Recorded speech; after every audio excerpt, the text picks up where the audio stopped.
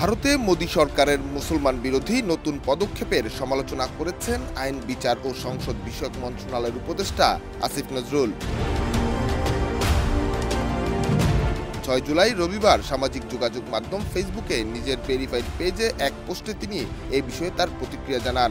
আসিফ নজরুল তার পোস্টে লিখেন, নতুন আইন পাশ করে তারা মুসলমানদের ওয়াকফ সম্পত্তি পরিচালনা বোর্ডে অমুসলিমদেরও রাখার এবং সম্পত্তিতে সরকারের সরাসরি খবরদারিত্বের বিধান করেছে। উপদেষ্টা আশঙ্কা প্রকাশ করেন, এই আইন ব্যবহার করে ভারত সরকার মুসলমানদের ঐতিহাসিক সম্পত্তি, বিশেষ করে পুরনো মসজিদগুলো বাজেয়াপ্ত করতে পারে।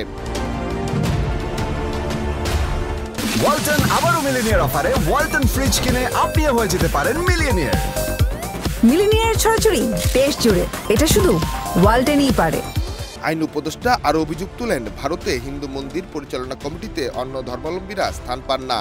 এই প্রশ্ন সেখানে উঠছে না যে ওয়াকফ বোর্ডে তাহলে অমুসলিমদের রাখা হবে কেন? এই নিয়ে আসিফ নজরুল প্রশ্ন তুলেন। আসিফ নজরুল তার ফেসবুক অ্যাকাউন্টে আরও লিখেন, এই আইন ভারতে মুসলমান ও অন্যান্য সংখ্যালঘু ধর্মের মানুষের বিরুদ্ধে ভারতের হিন্দুত্ববাদী গোষ্ঠীর ক্রমাগত বৈষম্য ও নিপীড়নের আরেকটি অধ্যায় রচনা করবে।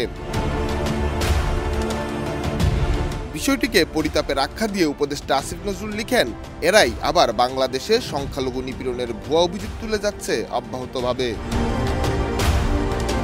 ডেস্ক রিপোর্ট, দেশ রূপান্তর।